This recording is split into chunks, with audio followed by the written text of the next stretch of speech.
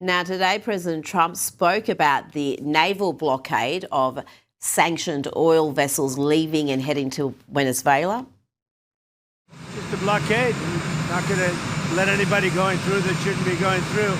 You remember they took all of our energy rights. They took all of our oil from not that long ago, and we want it back. But they took it. They illegally took it.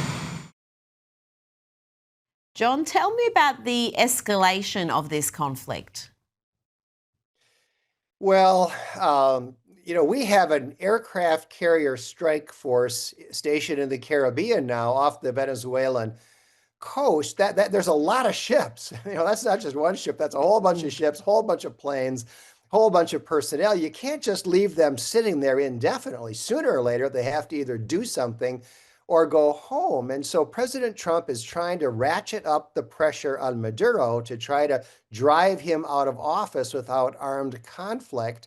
The last thing he wants to do is invade Venezuela. That's not going to happen. But sanctions do not have much of a track record at forcing dictators out of office. It rarely, if ever, happens. And it's not clear to me that there's any pressure that our administration can bring to bear that's actually going to drive Maduro out. Now, John, Democrat Congresswoman Ilhan Omar has hit out at the president again over his comments about Somalian migrants, particularly in Minnesota. She had this to say on CNN. We are doctors, we are teachers, we are entrepreneurs, and we are elected representatives of our state. And so these vile comments and this sort of creepy obsession that that he has on me and Somali Americans really is dangerous, and it's beneath the office of the presidency. John, the White House social media team shared that clip. They posted it along with a comment about 80% of Somali immigrant households receiving some form of welfare. Tell me about this ongoing war of words between Ilhan Omar, Tim Walz, and the Trump administration. Well, it's unbelievable, Rita. As you know, the Somalis in Minnesota, there are not many doctors, but there's a lot of fraudsters. They've stolen billions of dollars in taxpayer money. It's turned into an industry here. The Trump administration has finally caught on to it. They're talking about it. The Walz administration is trying to defend itself, and Ilhan Omar is trying to personalize it, make it about her and the president.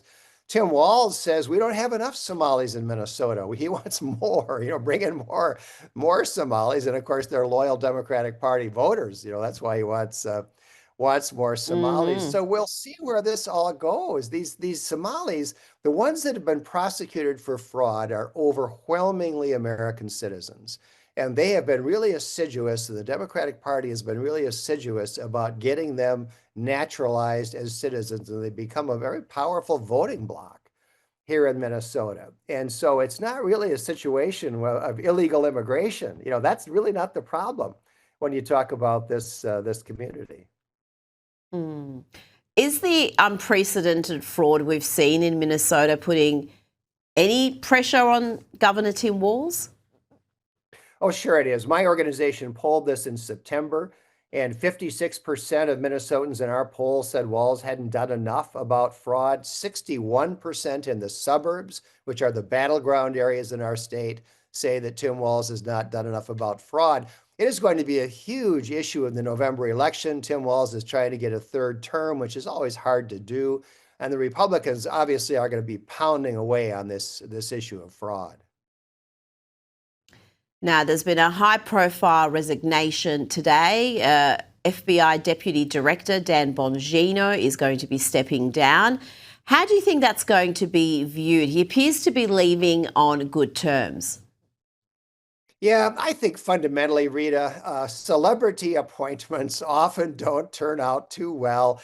The deputy director of the FBI historically has been a guy who administers the agency behind the scenes, really more of a bureaucrat administrator. And of course, that's not Dan Bongino. He's a flamboyant podcaster. And so he's going to go back to his podcast. And I think, frankly, he's probably better suited to that role than to being the deputy director of the FBI.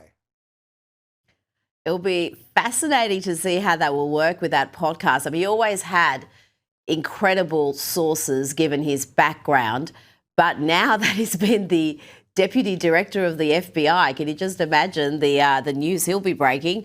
Now, President Donald Trump has expanded the US travel ban list. He's barred 5 additional countries, as well as people travelling on Palestinian Authority-issued documents. They won't be allowed into the US. The list of banned countries or countries that have got a full or at least some sort of partial ban stands at 39, John. That is an extensive list. Well, it's a huge list. It's probably too big a list. You know, under our Constitution and our laws, the president has got a lot of authority over immigration. He can, by order, suspend all immigration if he wants to, or he can suspend any part of it that he may want to.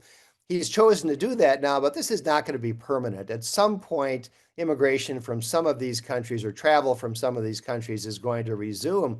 But what I hope Trump does is just stop this practice of importing millions of people from hostile third world countries, especially in the Middle East and Africa, into our nation. We don't need them. They're in many cases hostile to our country and to our culture. And I hope that he will simply cut off that stream of immigration. Well, you look at that list of countries, and there are overwhelmingly African countries, countries in the Middle East. So they are on that list. Now, I do have some good news for you, John. Axios has reported earlier this week that Kamala Harris is running again. The former vice president has made it clear to potential 2028 rivals that she's working to keep another White House campaign viable. What are her chances, John? Well, her chances are slim and none, Rita. She's not going to be the Democrats' nominee in 2028. I mean, she was an embarrassment in 2024. I think, Rita, that the reason why she's doing this is not because she's serious about trying to get elected president in 2028, but oftentimes politicians are in this situation where they have to at least tease the idea that they're going to be running for president so that they stay relevant. She wants to be a guest on The View. You know, she wants to go on, she wants to get paid $100,000 to give a 30-minute speech and so forth. And so she's got to stay relevant. How do you stay relevant? By putting it out there that you're running for president. Well, she's had already 2 trips to Australia. First one was speaking at some sort of a real estate conference on the Gold Coast. And I think she's going to be back again. So I don't know why we are being targeted by Kamala Harris. Someone's writing her checks in Australia. I don't know who. Before you go, we played last night some really terrible footage, ugly, hate-filled footage of an attack against a lovely lady working at Target, just going about her business, trying to do her job when she's set upon by this foul-mouthed demon Karen who berates her for wearing a Charlie Kirk shirt. Now, there's been a development in this story, but let's just remind the audience about the encounter. You're stupid? No. Why the you wear that? You're at work at Target. That's not a Target shirt. It's not a plain red shirt. You support a racist. No, the opinion is he's a racist and you support him. That's your opinion, ma'am. And you should not be allowed to wear that.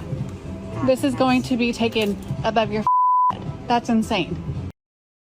Yep, like a good Karen trying to get that poor woman sacked. That's just part of the tirade that woman was subjected to from the crazy Karen. She's the one who posted it. The Karen is the one who thought she looked good in that video. She posted it expecting to get applause. Instead, that woman, who's believed to work at the Enloe Health Medical Center in Northern California, is now being investigated by her workplace, who say they are deeply concerned about the tenor of the post, really.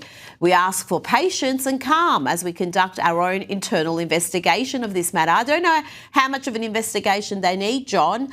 The video was pretty self-explanatory. Yeah, I think we just investigated a moment ago, Rita. I think that's pretty much all you need to know. But, you know, this woman displayed liberal privilege. liberals think they can do this. They think they could just walk up to somebody in a store and start swearing at her, attacking her, calling Charlie Kirk a racist, suggesting she's going to go to this woman's manager and try to get her fired. Liberals think they can do this kind of thing because they live in a bubble. And the fact that the woman who attacked this poor Target employee went and posted the video, she was proud of it. You know, her friends undoubtedly think, oh, yeah, that was great. Way to go. And this is what I call liberal privilege. They actually think they can take these kinds of liberties. They do. It's called the awful phenomenon. I think it's quite prevalent amongst women, sadly, affluent white female leftists. And this is how they behave. It is just vile, but some good news for that Target worker. Give, Send, Go, a Christian crowdfunding website, has identified her. Her name is Jeannie, and they've already raised over $120,000 for her. And they said, we're hoping to raise enough money so that she can afford a much-needed vacation, a time for her to relax, recharge, and just forget about the ugliness. Yes, and forget about the demonic Karens of this world. John Hinderaker, Merry Christmas to you. Thank you so much for